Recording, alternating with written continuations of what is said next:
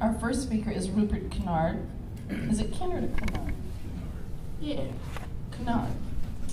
And Rupert is quite the gentleman. I had the pleasure to be in his home and be in a dialogue session, and I was quite impressed with him. And Rupert is a product of the Mississippi to Chicago migration by way of his parents and other African Americans who came in the 40s and 50s. He has gained sub-underground comics fame as the creator of cathartic comics featuring, I love these names, The Brown Bomber and Diva Touche Flambe. The comic strip is featured as part of the San Francisco Cartoon Art Museum's permanent collection. Canard also operates the Roop Group Graphics and the Kinley Manor Coach House in Portland and has lived in Oregon for 25 years. He and Scott Stapley also are known for throwing off-the-hook house parties, and I can't wait to go to one. So, without further ado, I'd like to introduce Rupert Canard.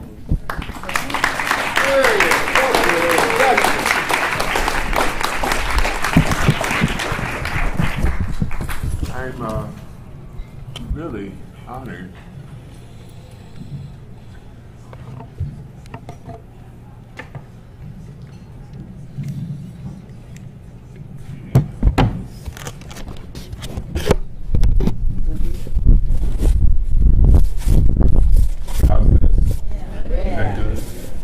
I'm really honored to be here. I really would like to just zip through my presentation because this, being in a position of lecturing, is bizarre for me. I really enjoy more the interaction between people, the dialogue.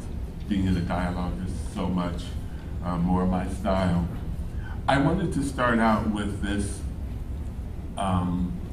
little bit of information that's from my book that I'm working on. And I start out with giving a definition of a word I made up, bad-mindedness. Like milk gone terribly bad, my mind is soured on traditional ways of experiencing the world around me. And that way I see myself as being extremely bad-minded. Coming up with terms like this really represents one of those survival techniques that I think we develop within ourselves to make it through a lot of the struggles that we go through in life. And the book that I'm working on is largely connected with what this evening is supposed to be about, just talking about our experiences and in particular my experience as African American gay man. I actually have more going on with me because I'm also a paraplegic. I'm confined to a wheelchair. This is the project that I'm working on right now, and it's directly connected to the next gathering that we're going to have here in terms of examining all the elements that go into making us the people we are now. And obviously a major part of who I am is African American and gay and paraplegic. This is another term I came up with, psychobabbleography, because there's all of these scientific ways to kind of explain all the phenomenon that goes into your life and how you made it to where you are. So I feel like the project that I'm working on, I'm doing all this examination of how I got to and fro, the effects of religion on me, the effects of television and media. And in the end, I think I just pull it all together, and the end effect is as if I've just made up all these different terms to explain everything that's going on with me. I started out in Chicago, was born in Chicago in 1954. My parents did migrate from the South to Chicago, and eventually they ended up having 5 kids. I remember growing up watching television and, as was said earlier, not feeling that I was being represented on television very well. And every once in a while, it's true, when we knew that someone African American was going to be on television, we would run home. I think one of the biggest shows for that type of thing happening was the Ed Sullivan Show. It was really big for the Supremes or the Temptations to come on, and so we would run and we would, definitely inform one another about that. The next pivotal part of my life was my high school years, and those were the years where my family, we lived in a project in Chicago and eventually ended up moving into our own home on the south side of Chicago. And living in the project was an interesting experience because what it was living in an environment where there was nothing else but black people.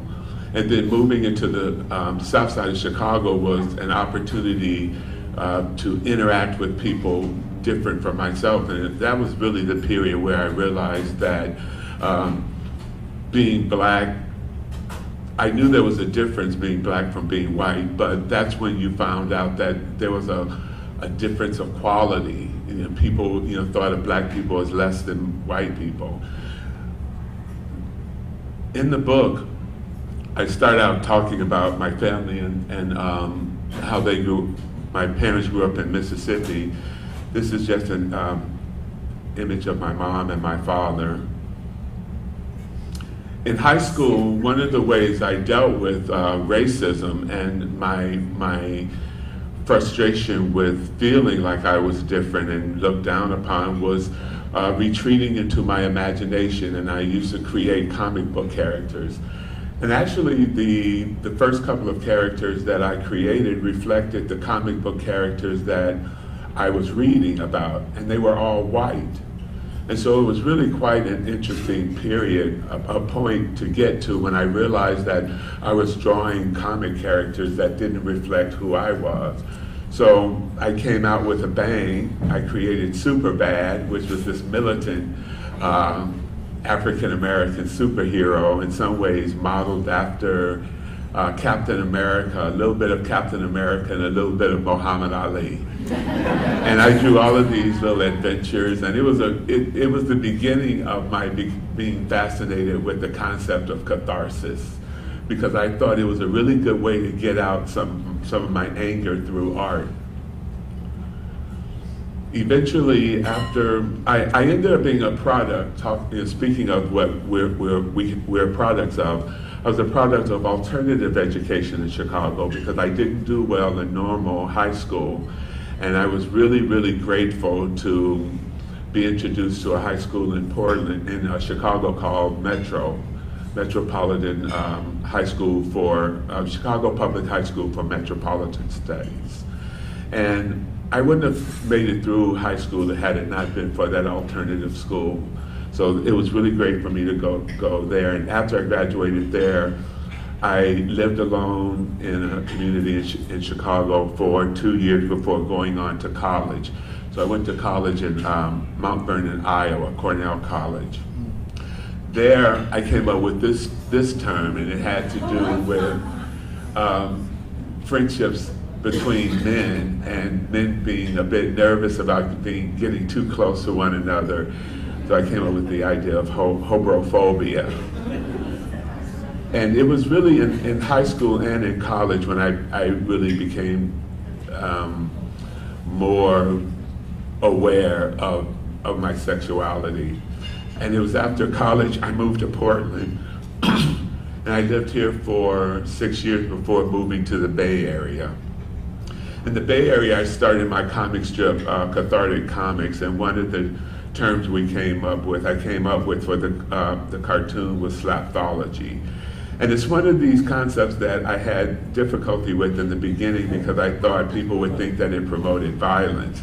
But I remember seeing these movies, World War II movies, where the bomber jets would get hit, and one of the co-pilots would be screaming, "We're gonna die, we're gonna die, we're gonna die," and the one person really needed to pull that person out, and he would slap them and say, "Get a hold of yourself." And the part of the concept that I liked the most was that the person being slapped would say, "Thanks, I needed that." And so there was a period, the cartoon strip that I did was really, really political. I never believed in creating a comic strip that was just about making people laugh. I always wanted the comic strip to also be something that would make people think.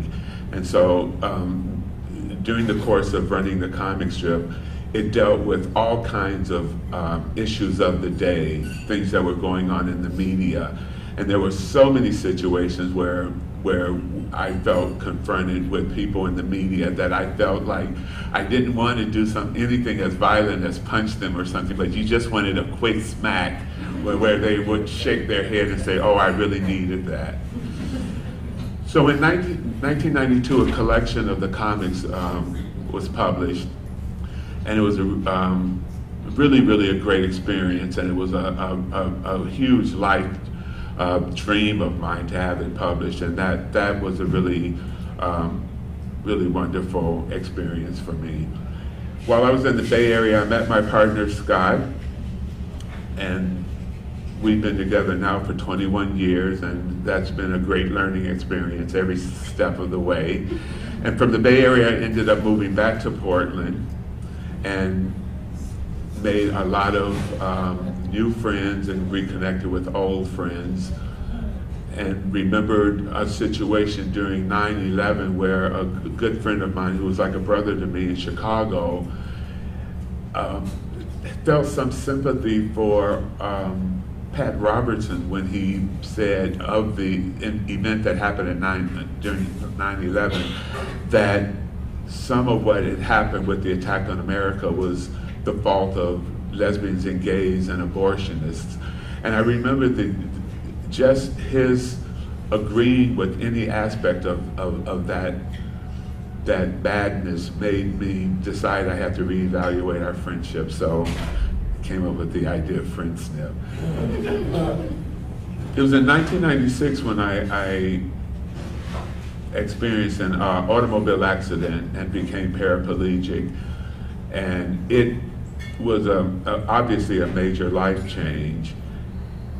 I learned so much from researching and experiencing my experience as an African American, really understanding so much of what goes into why people are racist and bigoted. And then in my high school years, going through realizing that I was gay, it was really interesting making the connections between racism and homophobia. And even during that time, it was really great to use what I knew about homophobia and use that to try to understand what women were going through in society in terms of sexism. Always being really clear that those three things were totally different. But it was always fascinating to me to understand the connections between some of the conditions. And it wasn't until I became paraplegic that it was really odd in a way that it seemed to trump everything in terms of how I was being treated in society as someone confined to a wheelchair. So one of the things that I would enjoy talking about in this forum is some of the ways these conditions are connected, and really explore those things, and then also talk about how they're really extremely different. Thanks.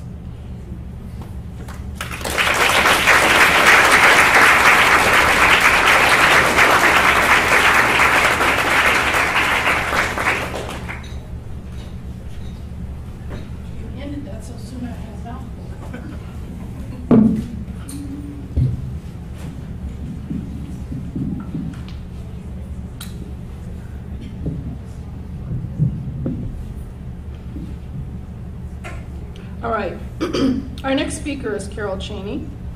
Carol was born in Seoul, South Korea, and was adopted at 13 months with her twin sister. She grew up in Maryland and in Ione, Oregon, which is in eastern Oregon, on a wheat and alfalfa ranch. I can't wait to hear your story. Farming country. I'm telling you, from Seoul, South Korea to Eastern Oregon. Wow.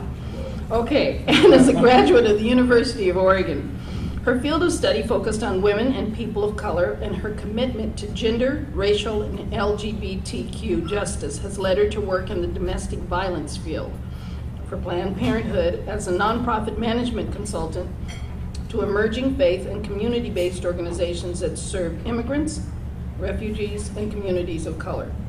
Currently, Carol serves as the equity manager for the Oregon Health Authority Office of Multicultural Health and Services, whose mission is to eliminate health disparities and promote racial and ethnic health equity. In her free time, Carol loves adventure, travel with her partner Chris, to grow her own food, and to play with her dog. She's also a ham and can often be seen in the local karaoke joint. And has been in, and I can't imagine if her karaoke experience is anything like the one I had. We went, some friends and I, the first time we went to karaoke, we were so fallen out laughing that my nephew came in and he asked my daughter, "What are they on?" She said, "Cream cheese and coffee." He could not believe we hollered, so I'll have to come and catch you. Yeah, we got to catch you. And she's been in 2 films locally, Flush This, Gender Politics in Public Restrooms. I like that. And Switch, a community in transition, based on the experiences of a community of friends when one of them went through a gender transition. I give you Carol Chaney.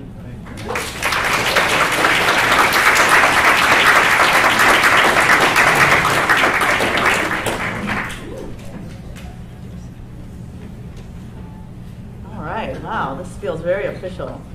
Now I'm really scared. Well, thank you very much for inviting me, Teresa, and for the whole group for listening to me talk for a little while. I'm going to try not to talk too long, so I tend to go on. So I'm also an extrovert, so everything that I'm thinking in my head is coming out of my mouth at the same time. So my partner, who's an introvert, loves that. So I didn't really know what to talk about today, but thanks, Rupert, for starting out, because as you were talking, you gave me some ideas, so I wrote some quick ideas down. But I think, just to start out, I definitely consider myself very bicultural in many, many, many ways. Obviously, I was born in Korea. I look Korean, or at least I look Asian. But I grew up in a white family. I have 4 blonde, blue-eyed brothers, and the only other 2 people in my family who look like me are my twin, who looks very much like me, and then another younger sister who's adopted also from Korea. So, you know, growing up in a culture that was very, very white and very mainstream. My parents grew up in the Depression, brought that sort of culture with them to my growing up experience. And so, but I also had an experience of looking different than many of the people I went to school with or went to church with or, you know, lived around. So, so there's that piece, there's that sort of bicultural piece. Another fact about me is that I speak not fluent, but I can get by Spanish, and spent a lot of years working primarily with the Latino community. Starting out at a tree nursery, so I was a farm worker, and that was a wonderful experience, but also a good learning experience for me, and very much informed sort of the work that I do now. So even though I didn't necessarily consider that a career, I definitely think it's informed the career that I've chosen, or the career path that I've chosen. So I don't speak Korean, and so when people come up to me and say, "안녕하세요," that's the only thing I know how to say, which is hello. Oh, I think I know how to say thank you too, but my accent's terrible. The other information about me that I think might be kind of interesting is that I think I've been straight longer than I've been gay. So, which is kind of, I think, maybe that's not true actually. How old am I? Let's see. No, yeah, I don't think yes, I do think that's true. And actually growing up didn't have any idea what that meant. when I was in 6th grade, well, maybe this is a clue.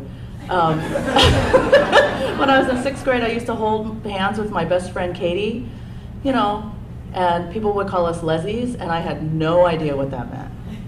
So, you know, I mean, and I didn't really, you know, growing up in Eastern Oregon, if there were any people who were LGBT, you know, we didn't know it because nobody came out to each other. And then I feel like I have a background in very rural parts of Oregon. We live 17 miles out of a town of 350, so it took us about an hour to get to school on the school bus because of all the stops we had to make. And then, but I feel very much more of an affinity to larger cities, more diverse cities. But, you know, looking and definitely wanting to get out of there after I graduated from high school. But now, looking back and seeing some of the wonderful things about growing up in a rural area. And so, anyway. So the idea of being bicultural is very interesting to me. And when I did finally come out after, you know, my mom was convinced that it was because I took women's studies classes. When I came out to her in a letter, she wrote back a letter to me saying, well, you know, Carol, being with a man is sometimes really challenging, especially your dad, but we hope you still stay your sweet feminine self. Don't cut your hair short and wear clumpy shoes. And my partner Chris, who is here in the audience, is very butch. She said, oh my God, I'm their worst nightmare. And at that time when I came out, one of the things that was happening was we were starting to talk more about the continuum of gender, the continuum of sexual orientation. So bisexual was a topic that people were really jumping onto. And then just a little bit after that, we started talking about transgender issues. And, you know, we'd go to panels and listen to people who were transgender, identified as transitioning.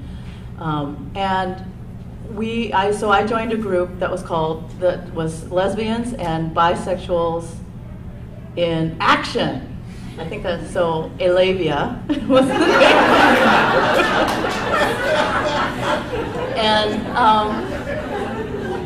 I'm not getting to race yet, but I will, I promise. This is all coming around somehow. I have no idea yet how, so Elavia, we talked about, you know, are we lesbian or are we bi, you know, the women in the group. And, God, I can't believe I'm saying this about I am a ham though, okay. So, and you know, several of my very, very close friends were identifying as bi, and you know, I tried that on for a while. And I think there was something about being bicultural in other ways that sometimes makes you feel like, do I belong here or do I belong here? Do I belong with this community or do I belong with that community? And I think having experienced that in many, you know, around race all my life, you know, I'm racially Asian, but culturally I'm definitely white, I would say. I think I wanted to land on one thing. And so, and I think that really informed me ultimately. And it's interesting because I've never talked about this with my friends, but they're here too, so now they know. That, you know, it wasn't conscious, but I think there was something subconscious going on for me around that. And you know, I just wanted to land somewhere because, you know, when I was little, I would stand in front of the mirror, you know, and try to make my eyes round and do the, you know, sort of make my eyes look different. And I'd, you know, think I was not as pretty as the blue-eyed blonde kids and, you know, that whole thing. And so I think that I really just wanted to be something and make a statement about it. And so when I first came out, you know, I thought lesbians were just, you know, women who looked like men. Yeah, I was so ignorant. But, and so I dressed up. I did the whole, you know, cutting my hair short and wearing clumpy shoes. I have a long line of clumpy shoes. And, you know, it didn't fit. It really didn't fit. And yet that's what I thought, okay, I have to land on something. I have to stand on something. That's what I think I should be. And it really wasn't until I got together with some more femme friends that it was like, hey, you can actually be a lesbian and be a femme. So I mean, I am a tomboy because I come from good peasant stock, but, you know, but other than that, I think that, yeah, I definitely feel like I've landed in a place where the idea of being bi in many ways is wonderful, and there are other places where it just, you know, I just need to be, you know, stand firm and wear, you know, feel like I'm standing firm. And I think, you know, I am a lesbian, so it's not, I definitely don't identify as bi anymore, even though I thought I should for a while. So, I think, is that all I want to talk about? I think that might be it. I mean, it's just how race has informed who I am as a queer person, as a lesbian. I think the other thing is, oh, actually, there's one other thing that I want to talk about. People ask me when I've, you know, or people have asked me, and I've thought about it as well, about what it was like to come out. And, you know, I hear stories from, you know, I was afraid. There were certain things I was afraid of. Mostly I was afraid of what my parents would do. Even though my last name is Chaney, I'm clearly not related to any people with, you know, vice presidential power in the past. My parents are, you know, pretty conservative, and I definitely thought that coming out, I was, you know, they were going to drive down to Portland and try to put me in a mental institution. They didn't. They just wrote me that funny letter.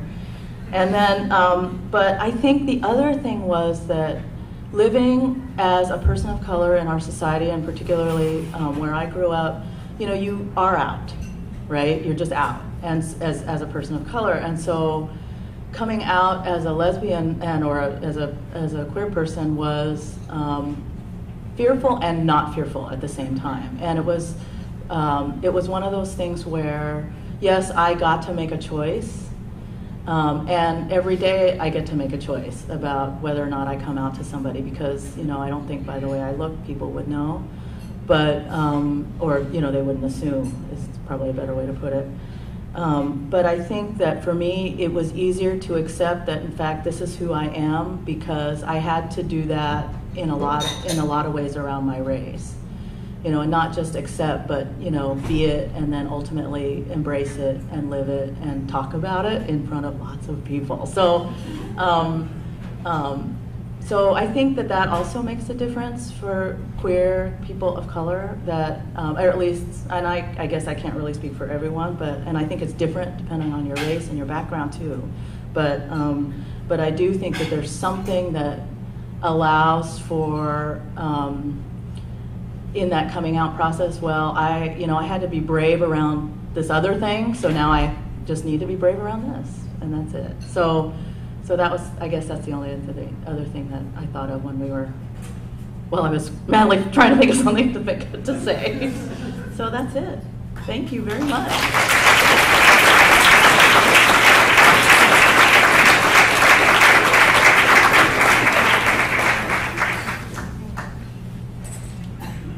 These people are succinct, I tell you. Don't speak so soon. Did I speak too soon? Yeah. Oh, okay. I can talk. Okay.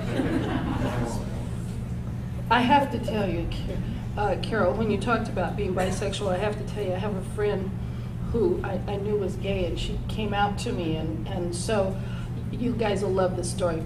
And so she came out to me and she says, well, I need to tell you that I'm gay. I said, yeah, I know. She says, oh, well, I didn't know that you knew. I said, yeah. I said, and it wasn't you. So I told her, I said, yeah, I knew you were gay. You know, that's okay. I don't have a problem with gay people. I have a problem with those damn bisexuals. I have a problem with them because they're not needy, they're greedy. I'm needy.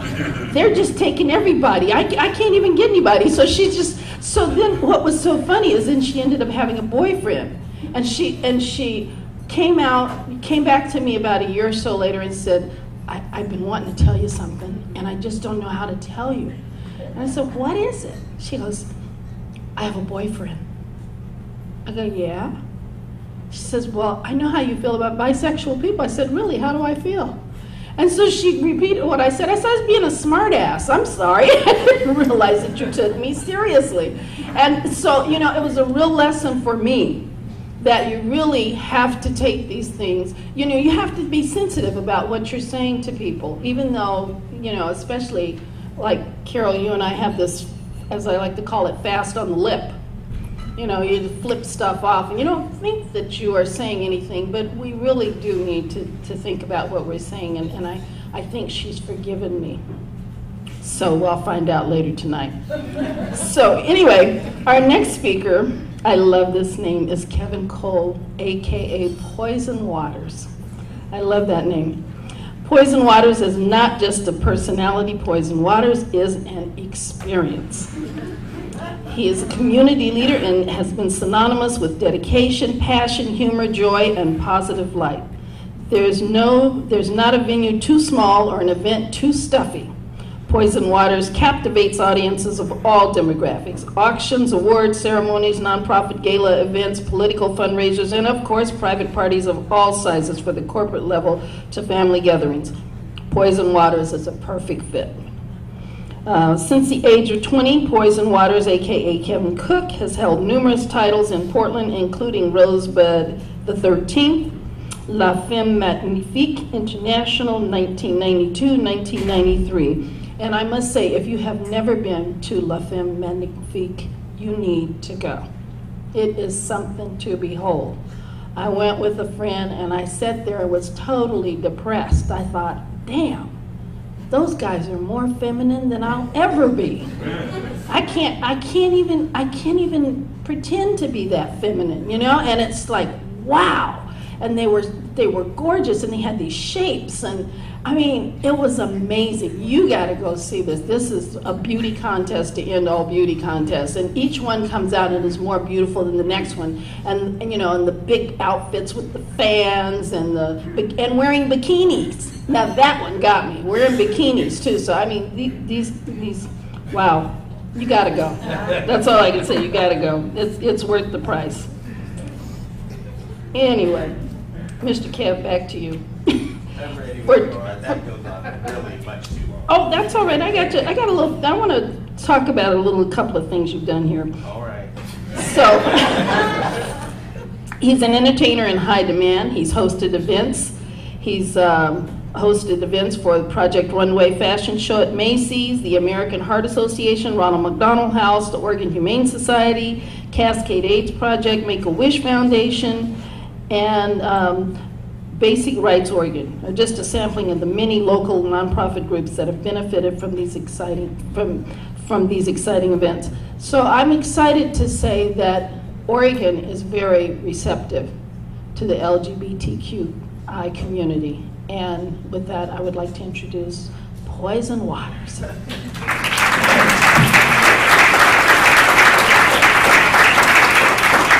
So first, thank you guys very, very much. I'm sure it was a typo on somebody's part, probably me, because I type with my thumbs and they're oversized and the keys are small. My last name is Cook, so my name is Kevin Cook. Cole is Darcel's last name, and that's okay. He thinks that he's, in charge of any man in a dress, so I can hardly wait to tell him that I've taken his last name while he was out of town. But, so, yeah, just kind of like a quick and dirty. It's funny, Carol and I, we have a lot of similarities in our upbringing, and Rupert and I realized earlier tonight that we've known each other for quite a while and ran around in the same circles with the same folks in town. That just seems to be how Portland is, and then even within the queer community. And my family moved here in 1979 as well. I think we were trying to figure out what was going on in 1979 when everybody came here. Well, I'll tell you, everybody was poor. There was nothing else going on in any part of the country, and for some reason, somebody in a field in Oregon said, "Come here, we'll fix all of your problems." And my dumbass stepfather bought it, and, and here I am. So, okay, let's see, just to back up. So, 43 years old, I like to say that I'm a middle-aged black man in a dress. I certainly hope I live to be, more than twice my age now, but middle age kind of, makes, when I talk to like the college kids and stuff, they can like, pay attention and know that I know what I'm talking about because I'm so old. So, my mother is Mexican and Native American Indian, and her entire huge family of all women in her family, except of course her father, all women in that family, they're all from Santa Fe and Albuquerque, New Mexico, and my father is black. And I never met him, and I never knew him. My mother quickly married what I'm sure she thought was a lovely white man from Cincinnati, Ohio. And so my sister and I, kind of like Carol, my sister and I are the only ones in our family that anyone would think is black. And so everybody else in my family is Mexican, and they all speak Spanish except me. We lived for a couple of years in Santa Fe and Albuquerque, New Mexico, in one of those bilingual schools, and I'm like, no, I'm not doing that. Everything else, they're making me Mexican. I'm black, and so, but I didn't. But you know, let me tell you, and I love the Mexican community. I love my mother. But the thing I have to tell you this: Portland is the blackest city I've ever lived in. And when I say that, people, exactly, it is. And when my sister and I and our family came here in a van from Albuquerque, New Mexico in 1979, we thought, oh my God, this must be like what Chicago and New York and DC is like. There's black people everywhere. And we were, to be quite honest, as excited and as afraid equally. I was like, oh no, now what do I do? And being raised by my mother's husband, who was full-on, country white guy, and then, all the influences of my mother and my many, many aunts and my grandmother and all of the, the Latino and Native American just stuff that we were living. And I didn't know, and I'm here to tell you, I stand before you me. I don't know what it's like to be black. I don't know what it means to be black. I know what it means to be me.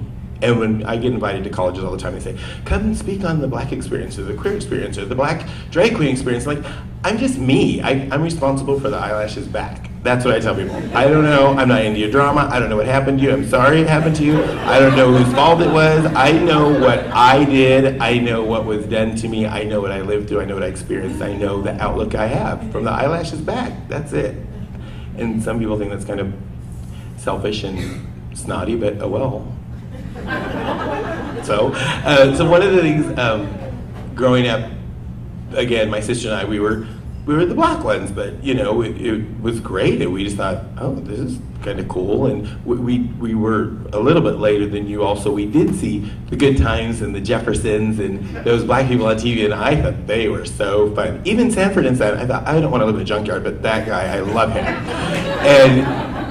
And that whole I'm Coming Elizabeth thing, I just love it. I'm like, black people are funny, I'm gonna be funny too. And it was just crazy, and I didn't know how to not be me, meaning just kind of out there, often overly effeminate. I just took everybody. I just, as they came to me, face value. I think I've always been that way. And my mom was like, who are these friends you're hanging out with? I'm like, they were nice to me, so I'm nice back. I don't know, I trust too easily until somebody gives me a reason not to like them or not to trust them or not to believe that they have my best interest at heart. They're my friends, so I kind of, was like the Pied Piper of the weirdos. And so we moved here to not Eastern Oregon, but East County, Portland, so Park Rose High School. And in 1980, whatever, when I was in middle school and high school, with two schools that were literally surrounded by onion fields and various shades of rednecks, it was really kind of, I love the Park Rose people, but it was interesting. My sister and I tell this story, and she corrected me, which I think is very interesting. I think my sister and I were the only black people in the whole school. That's how I saw it. That's how I felt it.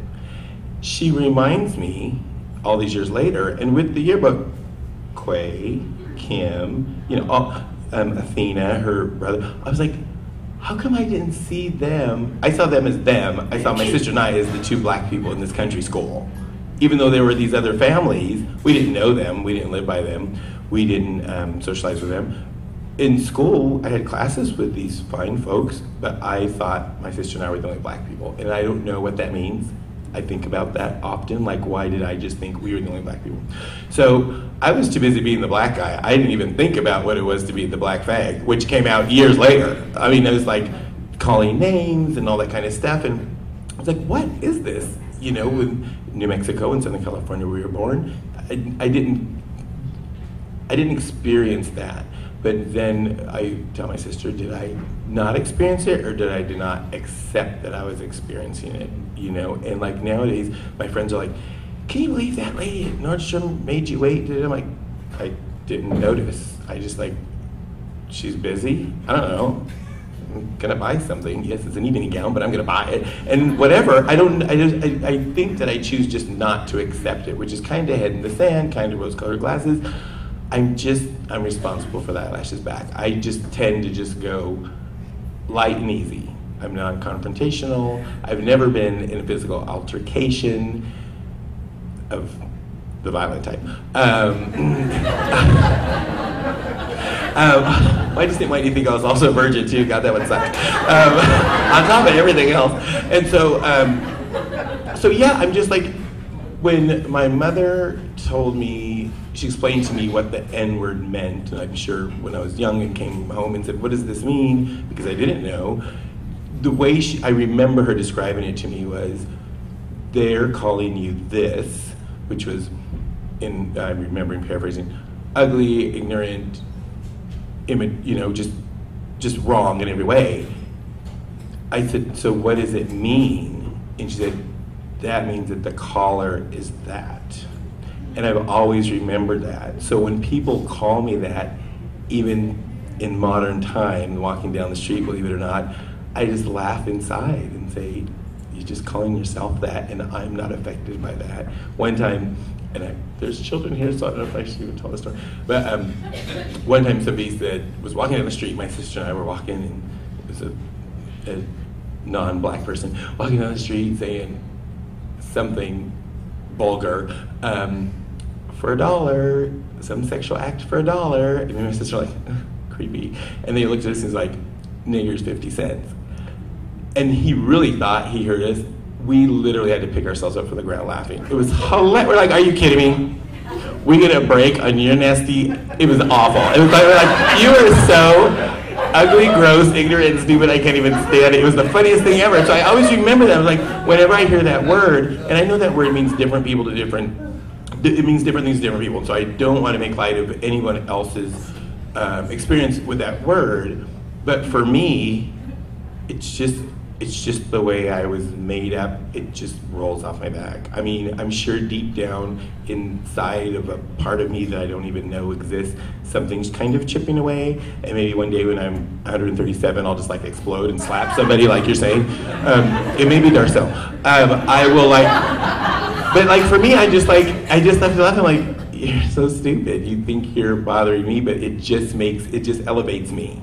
They're trying to take me down, and it elevates me. And it's the same with once Park Rose community realized, oh, well, they're black and they're staying, it's not gonna change, that kind of died down. I'm like, well, this is kind of cool. I'm kind of, you know, I'm the funny musical guy fitting in.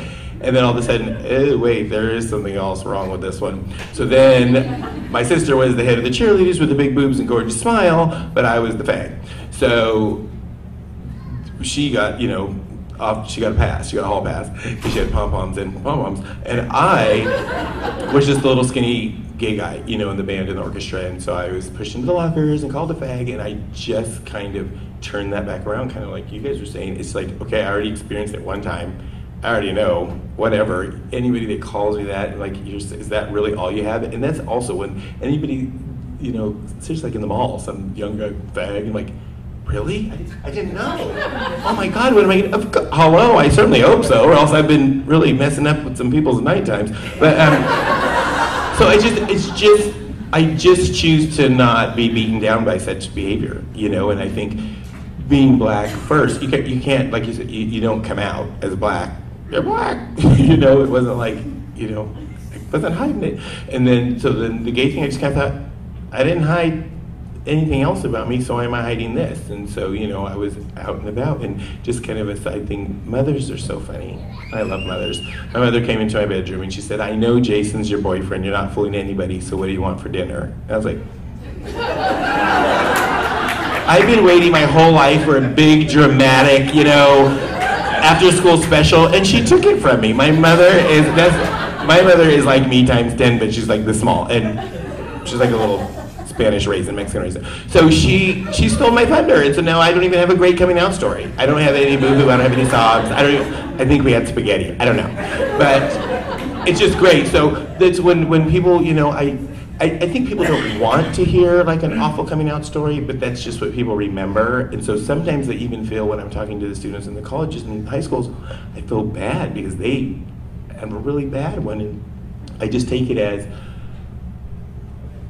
just maybe showing them, even though they had a bad one, if I can just say, well, mine was actually kind of okay, and I got a nice meal afterwards, that it just can kind of show that there's, you know, light at the end of the tunnel, or, you know, I like now the campaign that's going on, it gets better. That's just like, it's just so powerful. It's just so amazing. I was just recently asked by the Mercury to write my own little, it gets better, it's supposed to come out Thursday, and I thought, oh, I'm just gonna write this little silly, you can grow up and be a man in a dress too, and they'll pay you. But then, as I started writing it, I was like, I was up at Council Crest on a little bench all by myself thinking, I'm going to be a writer today. And I was up there forever, and I wrote so many notes. And they said, can it be like, I think 300 words? I don't know what that means. I typed it all up, sent it in, and I told the guy, I'm too ADD to count all that. I'm so distracted. I don't even know what that means. And then, stupid me, I didn't know that like in Word document, you can see on the bottom, it's like several thousand. So I can hardly wait to see what he did. It probably says, and then one day, the end. I mean, it's not going to make any sense. Or else everyone else got cut and it's all me. Either way, it was really good. And so, but I'm just too optimistic for my own good. And it makes people want to have some slapology on me. And I can hardly, slapology? Slapthology. I can hardly wait. I'm going to turn that term out at Darcel's this weekend because those drag queens are making me crazy. So I think that I've rambled. If you want to know anything else, you can ask me and ask all this. But you can also just, if you're too shy, write to poisonwaters.com and I'll tell you anything you ever wanted to know. And I'm sorry I didn't come in drag, but it's like my one day off and my feet hurt.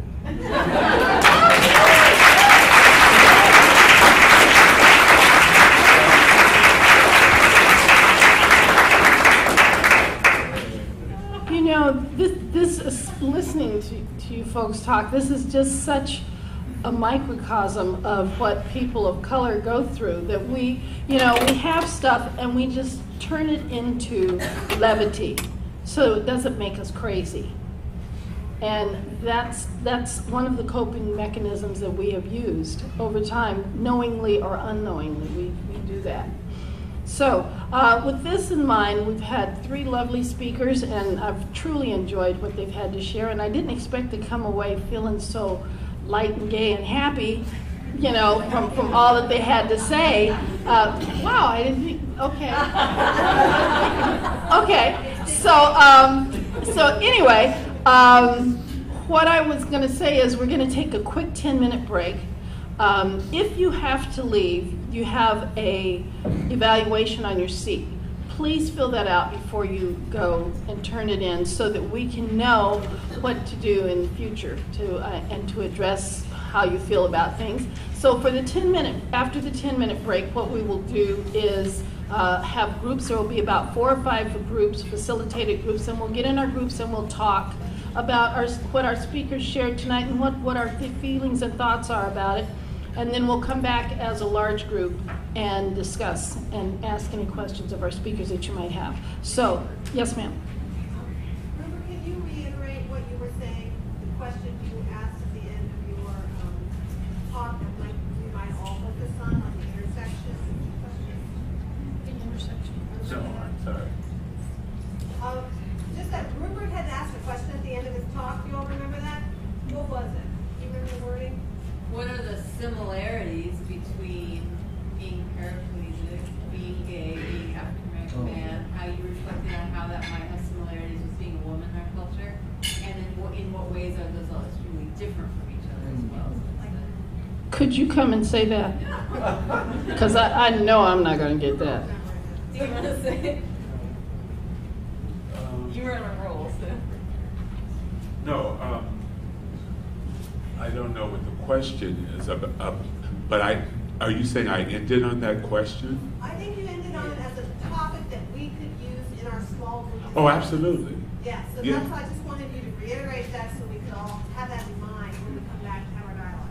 Thank you. All I was saying is that through my life, because of being African American and being gay and then becoming paraplegic, I've been able to compare all of those situations. And as I also said, I think upon really grappling with my gay identity, I started thinking more about what it might mean for women to experience sexism. And I just thought that in the end, it was really interesting for me to be able to realize the aspects of the different situations, how similar they were, but also be really respectful of the way they were all different. Because the idea that some gay men will say, "Oh, I know what it's like to be discriminated against," talking to me as a black man, and it's pretty insulting, for them to just have this across the board belief that they know what it's like for me as a black man because they're a gay man. So that's always been intriguing to me, and I love to be in a group to talk about that. All right, everybody remember that. We're going to discuss it in 10 minutes.